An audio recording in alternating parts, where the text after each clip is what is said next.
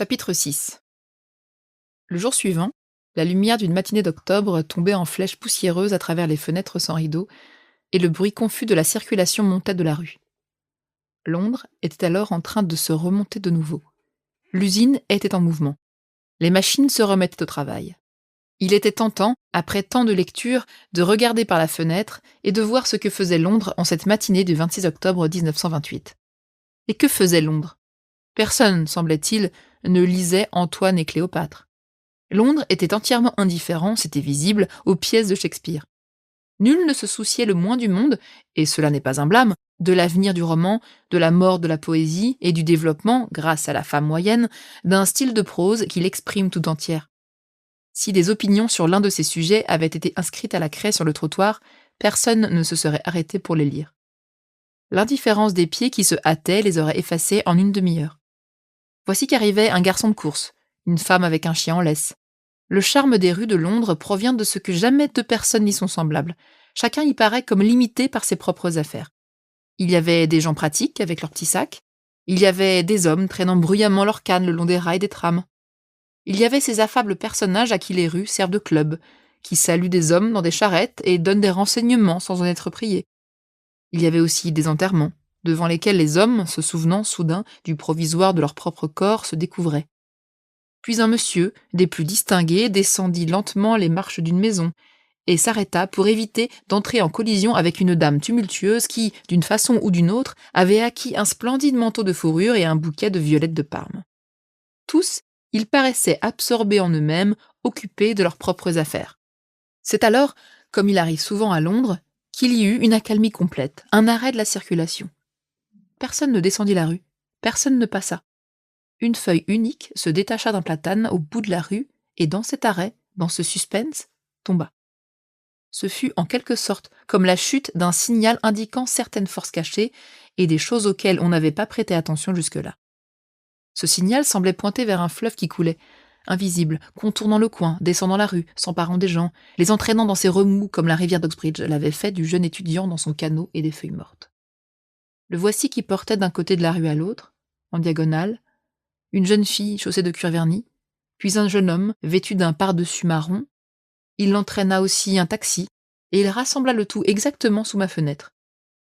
La jeune fille et le jeune homme s'arrêtèrent, et ils entrèrent dans le taxi. Le taxi s'éloigna, comme s'il eût été entraîné ailleurs par le courant. Ce spectacle est des plus banals. Ce qui était étrange, c'était l'ordre rythmique dont mon imagination l'avait enrichi, et le fait que ce spectacle banal de deux personnes entrant dans un taxi ait eu le pouvoir de me communiquer un peu de la satisfaction manifestée par ces personnes. Le spectacle de deux personnes qui descendent une rue, puis se rencontrent au coin des deux rues, semble alléger l'esprit de quelque tension, me dis-je, regardant le taxi tourner, puis disparaître. Peut-être le fait de penser, comme je viens de le faire, en ces 2 journées, à un sexe comme entièrement différent de l'autre, constitue-t-il un effort? Met-il un obstacle à l'unité de l'esprit? L'effort venait de casser, et l'unité avait été rétablie par la vue de ces deux personnes se rejoignant et entrant dans un taxi. L'esprit est certainement un organe des plus mystérieux, pensais-je, en me retirant de la fenêtre, un organe dont nous ignorons tout, bien que nous dépendions totalement de lui. Pourquoi ai-je le sentiment qu'il y a des séparations et des oppositions dans l'esprit, comme il y a dans le corps des tendances diverses qui proviennent de causes précises? Je me mis à méditer sur ce qu'on peut bien entendre par unité de l'esprit. Il va de soi que l'esprit a un si grand pouvoir de se concentrer sur n'importe quel point, à n'importe quel moment, qu'il semble ne pas posséder un état qui lui soit propre. Il peut par exemple se séparer des gens de la rue et se concevoir comme en dehors d'eux, comme penché à une fenêtre en train de regarder les autres d'en haut. Ou bien il peut penser en commun avec d'autres gens, spontanément, comme lorsque, par exemple, l'on est mêlé à une foule dans l'attente de nouvelles qui vont être lues à haute voix. Il peut penser à travers des aïeux ou aïeules, ainsi que le fait une femme, je l'ai déjà dit, lorsqu'elle écrit. D'autre part, lorsqu'on est une femme, on est souvent étonné de voir sa conscience se scinder soudain. Mettons, quand on descend Whitehall, et passer de son état d'héritière naturelle de notre civilisation à celui tout opposé d'éléments qui lui est extérieur, étranger, hostile. Certes, l'esprit change constamment son point focal. Certes, l'esprit change constamment son point focal et place l'univers dans diverses perspectives. Mais certains de ces états d'esprit semblent, même lorsqu'ils sont adoptés spontanément, moins confortables que d'autres. Afin d'assurer notre propre continuité à travers ces divers états, nous refoulons sans cesse inconsciemment certaines choses. Et à la longue, cet effort devient pénible. Mais il est possible d'imaginer un état d'esprit qui permettrait d'assurer sans peine la continuité de la personnalité, parce que dans cet état, on n'aurait rien à refouler. Et je viens peut-être de connaître un tel état d'esprit, pensai-je, m'éloignant de la fenêtre. Car lorsque je vis le couple entrer dans le taxi, il est certain que mon esprit eut l'impression de se trouver de nouveau rassemblé comme dans une fusion naturelle après avoir été divisé. La raison évidente de ce sentiment proviendrait de ce qu'il est naturel que les sexes coopèrent. Nous avons un penchant profond, bien qu'irrationnel, pour la théorie qui soutient que l'union de l'homme et de la femme est favorable à la plus grande satisfaction, au plus total bonheur de l'un et de l'autre. Mais le spectacle de ces deux personnes entrant dans un taxi, et le contentement que ce spectacle me causa, me fit me demander s'il existe deux sexes dans l'ordre spirituel, correspondant aux deux sexes dans l'ordre physique. Si ces deux sexes d'esprit demandent eux aussi à être réunis pour atteindre au contentement et au bonheur parfait. Et je continuais par jeu à ébaucher un plan de l'âme tel qu'en chacun de nous domine deux forces, l'une masculine, l'autre féminine. Et dans le cerveau de l'homme a la prédominance sur la femme, et dans le cerveau de la femme a la prédominance sur l'homme. L'état normal et satisfaisant est celui où les deux sexes vivent en harmonie et coopèrent dans l'ordre spirituel. Dans un homme, qui est un homme, la partie féminine du cerveau doit néanmoins jouer son rôle, et de même faut-il qu'une femme soit en rapport avec l'homme qui est en elle. C'est peut-être cela que Coleridge voulait dire quand il écrivit qu'un grand esprit est androgyne. C'est quand cette fusion a lieu que l'esprit est pleinement fertilisé et peut faire usage de toutes ses facultés. Peut-être un esprit purement masculin est-il incapable de création, de même qu'un esprit purement féminin, pensais-je. Mais il serait bon que, m'arrêtant quelque peu et parcourant un livre ou deux, je vérifie ce qu'on a voulu dire par homme-femme, et réciproquement par femme-homme. Coleridge, certainement, n'entendait pas, quand il déclarait qu'un grand esprit est androgyne, que cet esprit est en particulier accord avec les femmes, qu'il se consacre à leur cause et se fait leur interprète dévoué. Peut-être l'esprit androgyne est-il moins apte à faire ces distinctions que l'esprit unisexué. Peut-être Coleridge a-t-il voulu dire qu'un esprit androgyne est résonnant et poreux, qu'il transmet directement l'émotion, qu'il est naturellement créateur, incandescent et indivisible. En fait, on en revient à l'esprit de Shakespeare, comme étant le type de l'androgyne, de l'esprit masculin-féminin, et cela bien qu'il nous soit impossible de dire ce que Shakespeare pensait des femmes. Et s'il est vrai que l'un des signes de l'esprit pleinement développé que de ne pas penser au sexe comme à une chose séparée et particulière, reconnaissons qu'il est plus difficile que jamais d'atteindre aujourd'hui à ce mode de pensée. J'arrivais alors devant les livres d'auteurs vivants et m'arrêtais, me demandant si ce que je venais de constater n'était pas à l'origine de quelque chose qui m'avait longtemps intrigué. Aucune époque ne posséda jamais une conscience aussi aiguë du sexe que la nôtre. Les innombrables livres du British Museum, écrits par des hommes sur les femmes, en portent témoignage. La campagne des suffragettes est certainement responsable de cet état de fait. Elle a dû éveiller chez les hommes un extraordinaire désir d'affirmation d'eux-mêmes. Elle a dû les inciter à accentuer leur particularité d'homme, leur caractère distinctif, ce à quoi ils n'auraient pas pensé s'ils n'y avaient pas été provoqués. Et quand on est provoqué, fût-ce par quelques femmes en bonne et noire, on réagit avec quelque excès si l'on n'a jamais auparavant été provoqué. Voici peut-être l'explication de certaines des caractéristiques que je me souviens avoir trouvées ici, pensais-je, prenant un nouveau roman de M. A, qui est dans la force de l'âge et dont il semble que les critiques pensent grand bien. J'ouvris ce livre. Vraiment, relire un livre écrit par un homme était merveilleux. Il était, ce livre, si direct, si dénué de détours comparé aux œuvres des femmes. Il révélait une si grande liberté d'esprit, une si grande liberté de l'individu, une si grande confiance en soi. On ressentait une sorte de bien-être physique en présence de cet esprit bien nourri, bien élevé, libre, qui n'avait jamais été brimé ou contrecarré, et qui, depuis sa naissance, avait eu pleine licence de se déployer dans les directions qui lui plaisaient. Tout cela est admirable. Mais après que j'eus lu un chapitre ou deux, une ombre sembla s'étendre en travers de la page. C'était une barre droite, sombre, une ombre ayant quelque peu la forme d'un i. Je me mis à regarder de tous côtés pour tâcher d'avoir un aperçu du paysage caché par cette i. Cet i était-il un arbre ou une femme en train de marcher? Je n'en savais rien. Mais j'étais toujours ramenée vers cette lettre. Je commençais à être fatiguée de cette I. Ce n'est pas que cette I ne fût un très respectable I, honnête et logique, aussi dur qu'une noix et poli par des siècles d'enseignement et de bonne alimentation. Du fond du cœur, j'admire et je respecte cette I. Mais ici, je me mis à tourner une page ou deux, cherchant ceci ou cela. Le pire de l'affaire, c'est qu'à l'ombre de cette lettre, tout est aussi informe que dans un brouillard. S'agit-il d'un arbre? Non, c'est une femme. Mais son corps n'a pas la moindre ossature, pensai-je, regardant attentivement Phébé, c'était là son nom, traversant la plage. C'est alors qu'Alan se leva et l'ombre d'Alan effaça tout d'un coup Phébé. Car Alan avait des idées, et Phébé était étouffé par le flux de ses idées. Et puis Alan, pensai-je, a des passions. Alors je me mis à tourner rapidement les pages du roman car je sentais que la crise approchait, ce qu'elle faisait. Elle éclata sur la plage, au beau soleil. Elle eut lieu ouvertement. Elle eut lieu avec énergie. Rien n'eût pu être plus indécent. Mais, j'avais dit mais trop souvent. On ne peut persister à dire mais. Il faut finir sa phrase d'une façon ou d'une autre, me dis-je, pleine de reproches. La finirai-je? Mais j'en ai assez. Mais pourquoi en avais-je assez? En partie à cause de la prédominance de la lettre I et de l'aridité que, comme le être géant, elle provoque là où s'étend son ombre. Rien n'y poussera. Et en partie pour quelques raisons plus obscures. Il semblait qu'il y eût quelque obstacle, quelque barrage dans l'esprit de M. A, qui tarissait la source de son énergie créatrice et la renfermait dans d'étroites limites. Me souvenant à la fois du déjeuner à Oxbridge et de la cendre de cigarette et du chat sans queue de Tennyson et de Christina Rossetti, je me dis qu'il se pouvait que se trouvât là l'obstacle en question, puisque lui ne fredonne plus tout bas.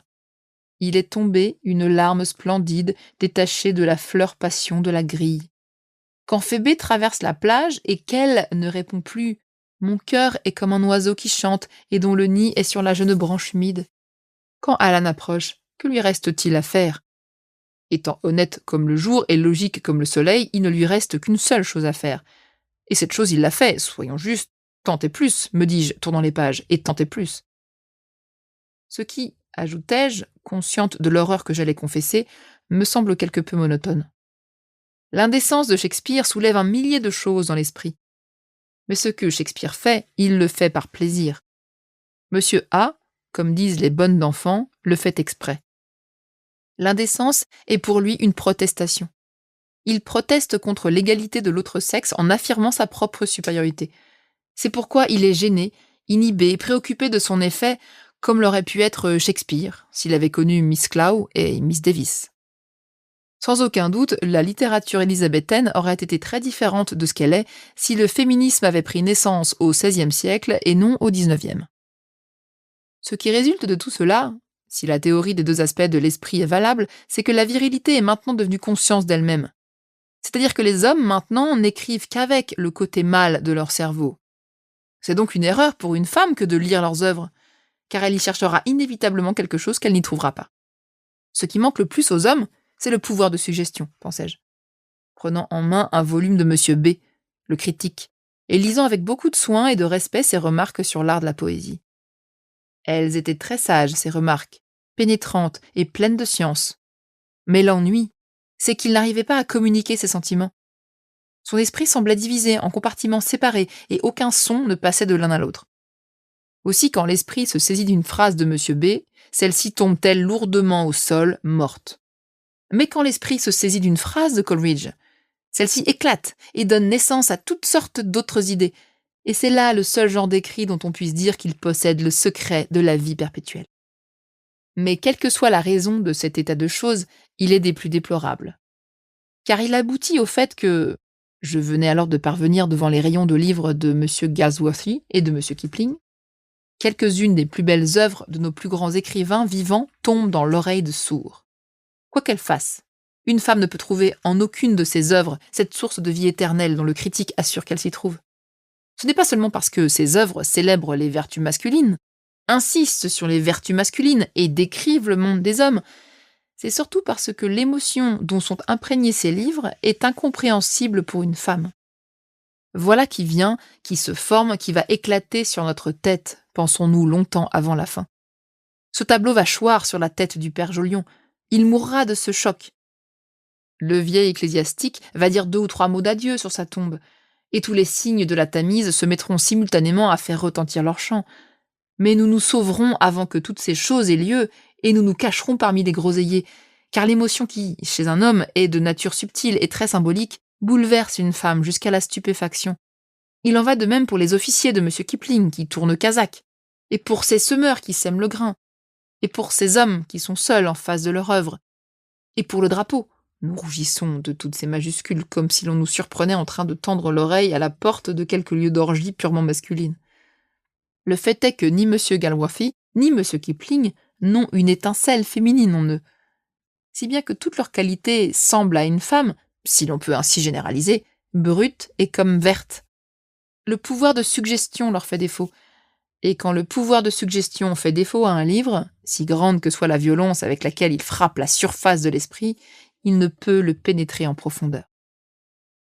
Alors, dans cette humeur inquiète qui fait prendre des livres puis les remettre en place sans même les regarder, je me mis à envisager une époque à venir qui serait celle de la virilité pure et qui s'affirme, telles que les lettres de professeurs, prenez par exemple les lettres de Sir Walter Raleigh, semble la présager et telles que les dirigeants de l'Italie sont déjà parvenus à la créer.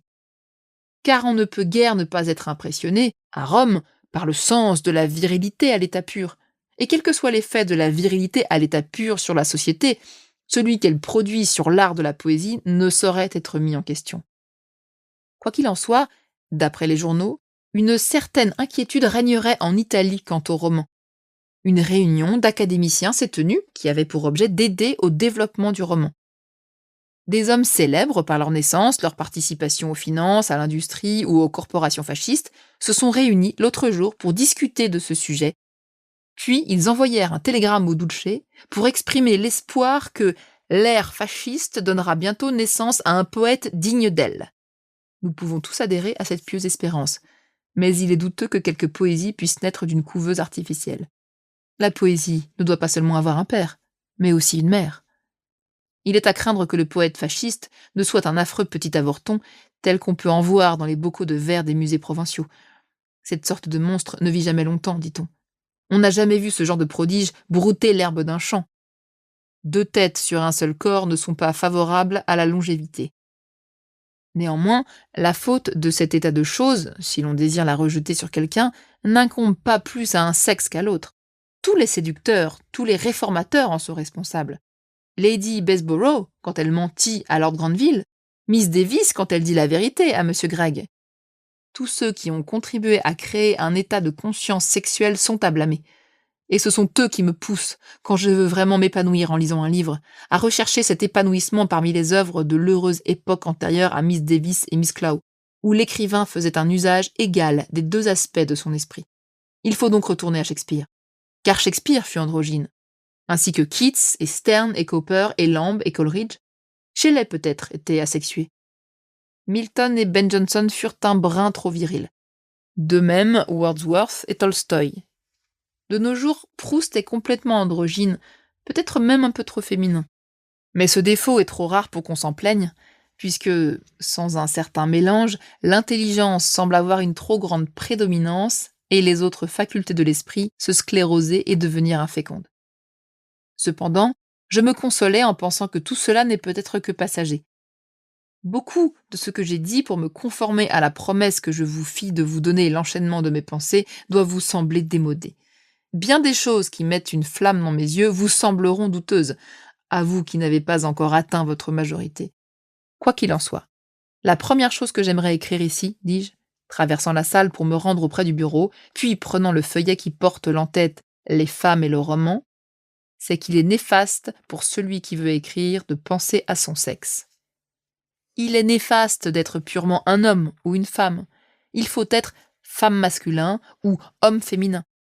Il est néfaste pour une femme de mettre fût-ce le plus petit accent sur une injustice, de plaider même avec raison une cause, d'une manière ou d'une autre, de parler sciemment comme une femme. Et néfaste n'est pas une figure de rhétorique, car tout écrit volontairement tendancieux est voué à la mort, cesse d'être fécond, dort.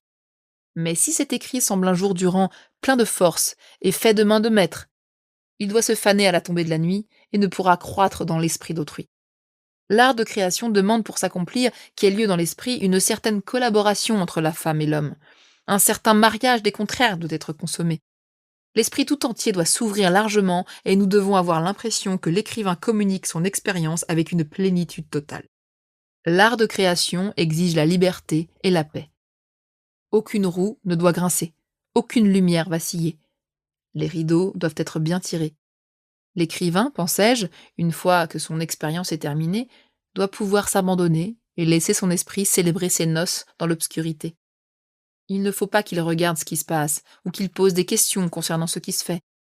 Il doit bien plutôt arracher les pétales d'une rose ou regarder les cygnes doucement se laisser emporter par le fleuve. Et je revis de nouveau le courant qui emporta le canot et le jeune étudiant et les feuilles mortes. Puis le taxi chargea l'homme et la femme, pensais-je, les voyant traverser ensemble la rue. Et le courant les entraîna dans ce flot effrayant, pensais-je, entendant au loin les bruits de la circulation londonienne. Et maintenant, voici que Marie Betton cesse de parler. Elle vous a dit comment elle est parvenue à la conclusion, dépourvue de poésie, qu'il est nécessaire d'avoir 500 livres de rente et une chambre dont la porte est pourvue d'une serrure, si l'on veut écrire une œuvre de fiction ou une œuvre poétique. Elle a tenté de vous exposer honnêtement les pensées et les impressions qui l'ont conduite jusqu'à cette idée. Elle vous a demandé de la suivre, tandis qu'elle se précipitait dans les bras d'un appariteur, qu'elle déjeunait ici, dînait là, prenait des livres dans un rayon, regardait par la fenêtre. Tandis qu'elle faisait ces choses, vous avez certainement noté ses défauts et ses faiblesses et jugé de leurs répercussions sur ses opinions. Vous l'avez contredite et avez pu ajouter ou retrancher de ce qu'elle disait tout ce que vous vouliez. Tout cela est comme ce doit être, car, dans une question de ce genre, la vérité ne peut être atteinte qu'en rassemblant une grande variété d'erreurs. Et je veux terminer en parlant en mon propre nom, pour prévenir deux critiques si évidentes qu'il est impossible que vous ne les fassiez pas. Aucune opinion n'a été exprimée, pouvez-vous dire, quant aux mérites respectifs des deux sexes en tant qu'écrivains. Il en a été ainsi de propos délibérés, parce que, même si le moment était venu de faire une telle évaluation, et il est actuellement beaucoup plus important de savoir de quel argent de poche et de quelle chambre les femmes disposent que de bâtir des théories sur leurs aptitudes, et d'ailleurs même si le moment de l'affaire était venu, je ne pense pas que les dons, ceux de l'esprit et ceux du caractère, puissent se peser comme le sucre ou le beurre, et cela même à Cambridge où l'on est si expert dans l'art de diviser les gens en classes, de fixer des toques sur leur tête et des lettres après leur nom. Je ne pense pas que même la table des préséances que vous trouverez dans l'almanach de Whittaker représente une classification définitive des valeurs, ou qu'il y ait une raison valable de supposer qu'un commandeur de l'ordre du bain doive, en dernier ressort, entrer dans une salle à manger après un spécialiste des maladies mentales. Toute cette opposition de sexe à sexe, de qualité à qualité, toute cette revendication de supériorité et cette imputation d'infériorité appartiennent à la phase des écoles primaires de l'existence humaine, phase où il y a des camps, et où il est nécessaire pour un camp de battre l'autre et de la plus haute importance de monter sur l'estrade et de recevoir des mains du directeur lui-même une coupe hautement artistique. À mesure que les gens avancent vers la maturité, ils cessent de croire aux camps et aux directeurs d'école et aux coupes hautement artistiques. De toute manière, quand il s'agit de livres, il est notoirement difficile d'étiqueter de façon durable leur mérite. Les comptes rendus de littérature contemporaine ne sont-ils pas une perpétuelle illustration de la difficulté de juger ? Ce grand livre, ce livre dépourvu de toute valeur, c'est un même livre qui est ainsi qualifié. Ni louange ni blâme ne signifie rien. Non, quelque délicieux que puisse être le divertissement de faire des évaluations, c'est la plus vaine de toutes les occupations, et se soumettre aux décisions des distributeurs de bons et mauvais points, la plus servile des attitudes. Écrivez ce que vous désirez écrire, c'est tout ce qui importe. Et nul ne peut prévoir si cela importera pendant des siècles ou pendant des jours. Mais sacrifiez un cheveu de la tête de votre vision, une nuance de sa couleur, par sa déférence envers quelques maîtres d'école tenant une coupe d'argent à la main, ou envers quelques professeurs armés d'un maître. C'est commettre la plus abjecte des trahisons. Et la perte de tous les biens et celle de la chasteté, perte dont on disait jadis qu'elles étaient les plus grands désastres connus des humains, ne sont que simples piqûres de puce en comparaison. Je pense aussi que vous pouvez me reprocher d'avoir fait la part trop grande aux choses matérielles, même en accordant une marge généreuse au symbolisme, en admettant que 500 livres de rente représentent la possibilité de méditer et une serrure à la porte, la possibilité de penser dans la solitude, vous pouvez encore me dire que l'esprit devrait s'élever au-dessus de ces contingences, et que les grands poètes ont souvent été pauvres. Laissez-moi alors vous citer les mots de votre propre professeur de littérature qui sait mieux que moi ce qui contribue à faire un poète. Sir Arthur Quiller Couch écrit: quels sont les grands noms de la poésie depuis un siècle environ? Coleridge, Wordsworth, Byron, Shelley, Landor, Keats, Tennyson, Browning, Arnold, Morris, Rossetti, Swinburne. Nous pouvons nous arrêter ici. Exception faite de Keats, Browning et Rossetti, ils étaient tous universitaires. Et parmi ces trois derniers, Keats, qui mourut jeune, emporté à la fleur de l'âge, fut le seul qui ne posséda pas une honnête aisance.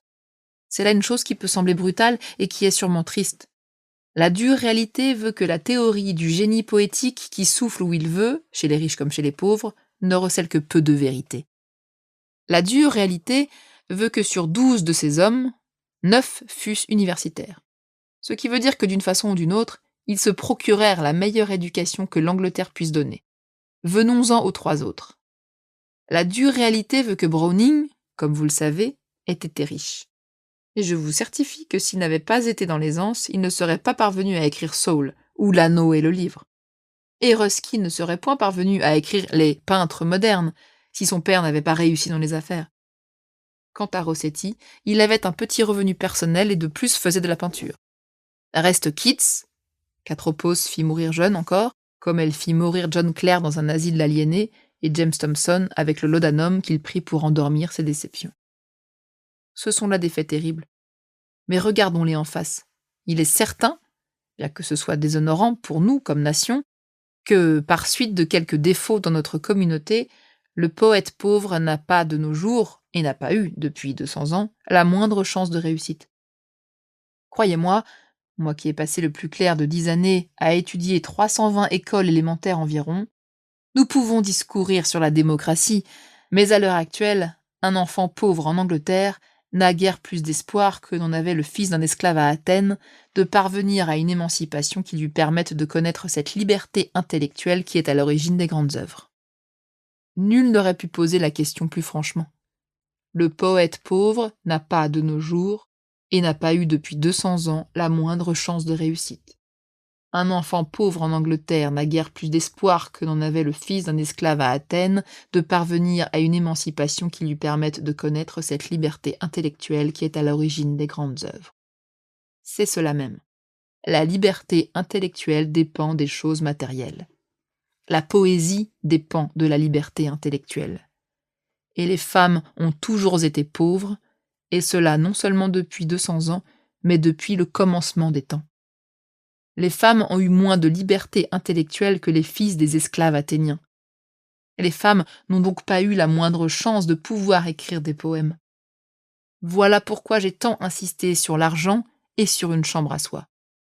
Cependant, grâce aux efforts de ces humbles femmes de jadis, de ces femmes dont je voudrais savoir davantage, grâce, c'est assez étrange, à 2 guerres, la guerre de Crimée qui fit sortir Florence Nightingale de son salon, et la Grande Guerre, 60 ans plus tard, qui ouvrit les portes à l'anglaise moyenne, ces maux sont en train de s'atténuer. Sinon vous ne seriez pas ici ce soir, et votre possibilité de gagner 500 livres par an, qui est encore, j'en ai peur, bien incertaine, serait plus faible encore. Mais pouvez-vous m'objecter? Pourquoi attachez-vous une si grande importance au fait que les femmes puissent écrire des livres, quand, selon vous, écrire exige tant d'efforts, mène peut-être au meurtre de sa propre tante, et presque sûrement à être en retard pour le déjeuner, et peut aboutir à de sérieuses disputes avec de très braves gens? Mes mobiles, permettez-moi de l'admettre, sont en partie égoïstes. Comme la plupart des Anglaises dépourvues d'instruction, j'aime lire. J'aime lire en gros. Dernièrement, mon régime est devenu un peu monotone. L'histoire s'occupe trop de guerre, la biographie trop des grands hommes, la poésie a montré, me semble-t-il, une tendance à la stérilité, et le roman, mais je vous ai suffisamment révélé mon incapacité en tant que critique du roman moderne et ne veux plus aborder ce sujet. C'est pourquoi je voudrais vous demander d'écrire des livres de tout genre, sans hésiter, devant aucun sujet, quelle qu'en soit la banalité ou l'étendue. J'espère que, d'une façon ou d'une autre, vous avez en votre possession assez d'argent pour voyager et pour vivre dans l'oisiveté, pour contempler l'avenir et le passé du monde, pour rêvasser sur des livres et musarder au coin des rues et laisser la ligne de la pensée s'enfoncer profondément dans l'eau du fleuve. Car je ne vous confine nullement dans le roman. Si vous vouliez me faire plaisir, à moi et à des milliers de mes semblables, Vous écririez des livres de voyage et d'aventure, de recherche et d'érudition, d'histoire et de biographie, de critique et de philosophie et de science. Et ce faisant, vous enrichiriez l'art de la fiction. Car les livres s'influencent, pour ainsi dire, réciproquement. Se trouver en tête-à-tête avec la poésie et la philosophie rendra la fiction meilleure. De plus, si vous regardez attentivement l'une des grandes figures du passé, Sappho, Lady Murasaki, Émilie Brontë, vous verrez qu'elle est en même temps l'héritière et pionnière, et qu'elle est venue au monde parce que les femmes étaient parvenues à l'habitude d'écrire naturellement, de sorte que toute activité littéraire, même en tant que prélude à la poésie, serait inestimablement précieuse pour vous. Mais quand je fais un retour en arrière à travers mes notes et opère la critique de mes propres pensées, telles que je les ai conçues, je trouve que mes mobiles ne sont pas complètement égoïstes. À travers mes commentaires et mes digressions court la conviction, ou s'agit-il ici d'un instinct, que les bons livres sont choses désirables, et que les écrivains, quand bien même ils montrent toute la variété de perversions humaines, n'en sont pas moins de bons êtres humains. Aussi, quand je vous demande d'écrire plus de livres, je vous pousse à faire ce qui sera un bien pour vous et un bien pour le monde en général. Je ne sais comment justifier cet instinct ou cette conviction, car les mots philosophiques, si l'on n'a pas une formation universitaire, peuvent vous jouer des tours. Qu'entend-on par réalité?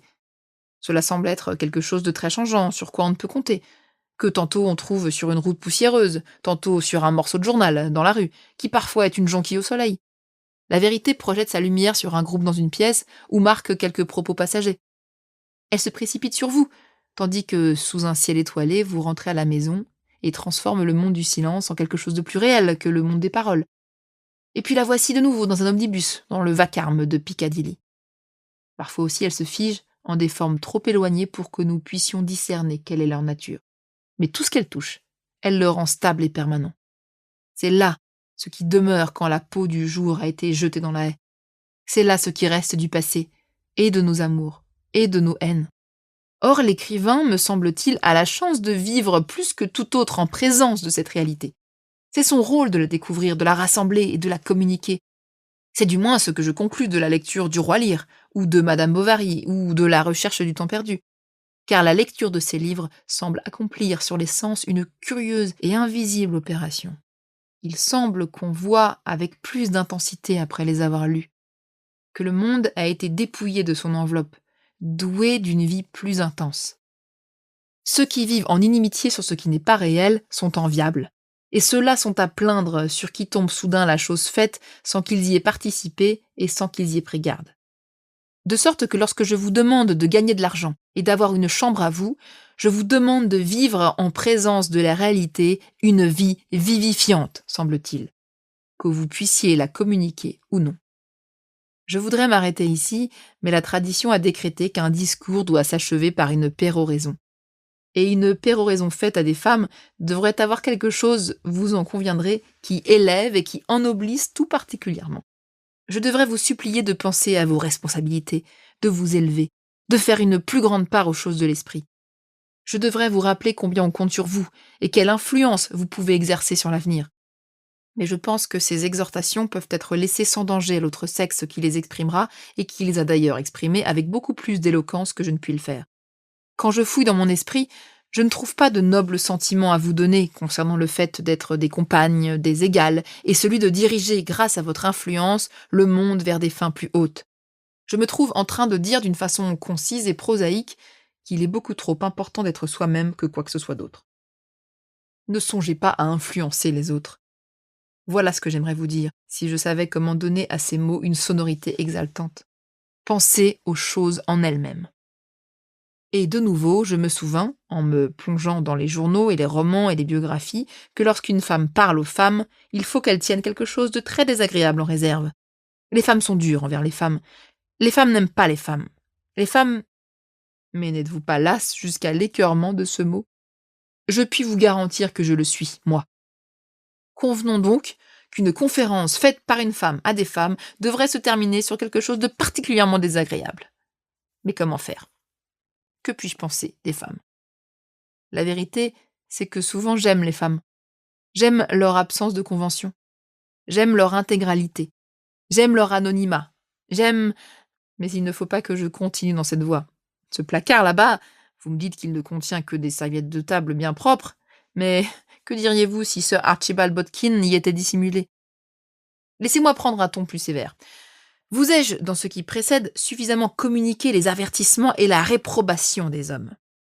Je vous ai dit la très piètre opinion dans laquelle vous tenez, monsieur Oscar Browning. Je vous ai indiqué ce que Napoléon, autrefois, pensait de vous, et ce que Mussolini en pense aujourd'hui.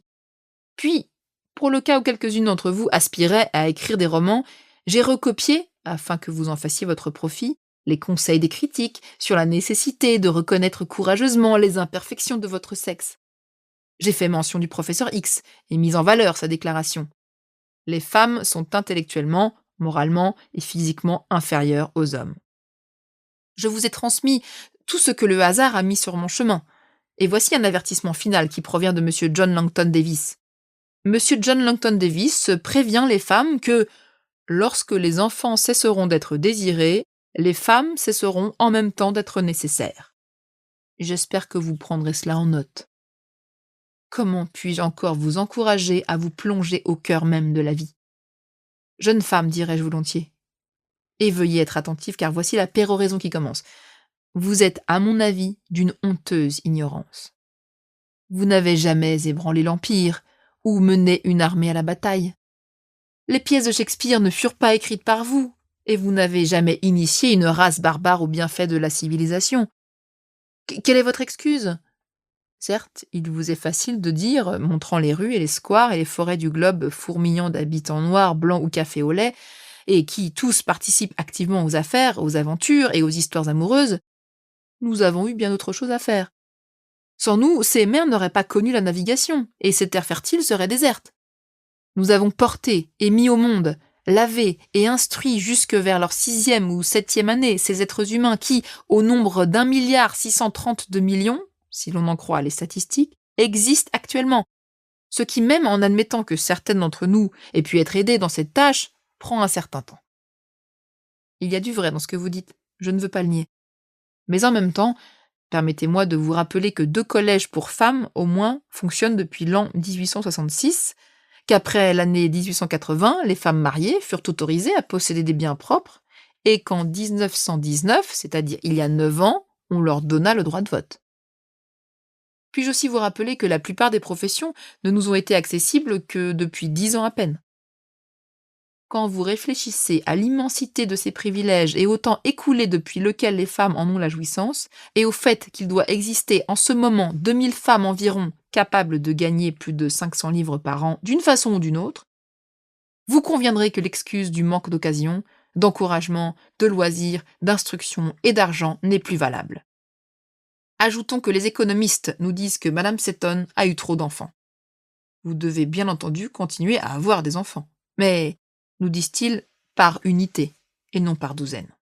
Donc, avec un peu de temps devant vous, et avec quelque instruction livresque dans votre cerveau, car vous avez eu votre content de l'autre instruction, et je soupçonne que si l'on vous envoie à l'école, c'est en partie pour que vous oubliiez ce que vous savez, vous devez pouvoir vous embarquer pour une autre étape de votre très longue, très pénible et très obscure carrière.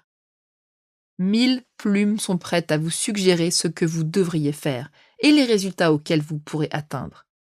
Ma suggestion à moi est un peu baroque, je l'admets. Je préfère par conséquent lui donner la forme de la fiction. Je vous ai dit au cours de cette conférence que Shakespeare avait une sœur. Mais n'allez pas à sa recherche dans la vie du poète écrite par Sir Sidney Lee. Cette sœur de Shakespeare mourut jeune. Hélas, elle n'écrivit jamais le moindre mot. Elle est enterrée là où les omnibus s'arrêtent aujourd'hui, en face de l'Elephant and Castle. Or, j'ai la conviction que cette poétesse, qui n'a jamais écrit un mot et qui fut enterrée à ce carrefour, vit encore. Elle vit en vous et en moi et en nombre d'autres femmes qui ne sont pas présentes ici ce soir, car elles sont en train de laver la vaisselle et de coucher leurs enfants. Mais elle vit, car les grands poètes ne meurent pas. Ils sont des présences éternelles. Ils attendent seulement l'occasion pour apparaître parmi nous en chair et en os. Cette occasion, je le crois, il est à présent en votre pouvoir de la donner à la sœur de Shakespeare. Car voici ma conviction. Si nous vivons encore un siècle environ, je parle ici de la vie qui est réelle, et non pas de ces petites vies séparées que nous vivons en tant qu'individus, et que nous ayons toutes 500 livres de rente et des chambres qui soient à nous seuls. Si nous acquérons l'habitude de la liberté et le courage d'écrire exactement ce que nous pensons. Si nous parvenons à échapper un peu au salon commun et à voir les humains, non pas seulement dans leurs rapports les uns avec les autres, mais dans leurs relations avec la réalité, et aussi le ciel, et les arbres, et le reste en fonction de ce qu'ils sont. Si nous parvenons à regarder plus loin que le croque-mitaine de Milton, car aucun être humain, si nous ne reculons pas devant le fait, car c'est bien là un fait, qu'il n'y a aucun bras auquel nous accrocher et que nous marchons seuls et que nous sommes en relation avec le monde de la réalité, et non seulement avec le monde des hommes et des femmes, alors l'occasion se présentera pour la poétesse morte qui était la sœur de Shakespeare de prendre cette forme humaine à laquelle il lui a si souvent fallu renoncer. Tirant sa vie de la vie des inconnus qui furent ses devancières, ainsi qu'avant elle le fit son frère, elle naîtra, enfin. Mais il ne faut pas, car cela ne saurait être, nous attendre à sa venue sans effort, sans préparation de notre part, sans que nous soyons résolus à lui offrir, à sa nouvelle naissance, la possibilité de vivre et d'écrire. Mais je vous assure qu'elle viendrait si nous travaillions pour elle, et que travailler ainsi, même dans la pauvreté et dans l'obscurité, est chose qui vaut la peine.